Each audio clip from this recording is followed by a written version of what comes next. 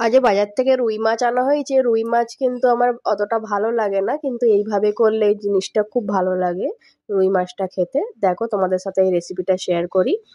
নুন হলুদ মাখিয়ে নিয়ে আমি মাছগুলো আগে ভেজে নেবো। তেল দিয়ে দিলাম কড়াতে বেশ কিছুটা, দিয়ে মাছগুলো এক এক করে দিয়ে আমি ভেজে নেবো। আমি করব যে আদা রসুন দিয়ে করব না, আমি সর্ষে দিয়ে করব, সর্ষে বাটা দিয়ে, সর্ষে লঙ্কা বাটা দিয়ে। এরকম করে করলে কিন্তু গরম ভাত দিয়ে এটা খেতে খুব ভালো লাগে। তার জন্য দেখো আমি বাটনাটাকে রেডি করে নিই। তার জন্য সর্ষে নিয়ে নিয়েছি আমি, দু রকম সর্ষে নিয়েছি, দুটো পরিমাণ একই রেখেছি, আর তার সাথে কাঁচা লঙ্কা ভালো করে আমি বেটে নিলাম।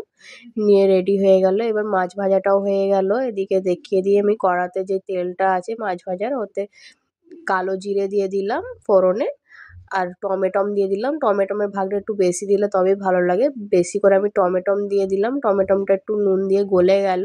তারপরে হলুদ আর লঙ্কা দিয়ে দিলাম, লঙ্কা গুঁড়ো, কাশ্মীরি লঙ্কা গুঁড়ো, যাতে কালারটা ভালো আসে।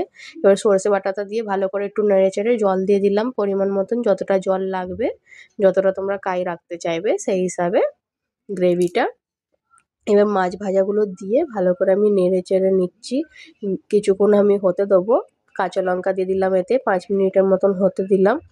হয়ে গেল রেডি। এটা আমি সরষের তেল আর ধনেপাতা দিয়ে আমি নামিয়ে নিলাম। ধনেপাতা টমেটোমের ভাগটা এতে বেশি দিলে তবেই ভালো লাগে খেতে।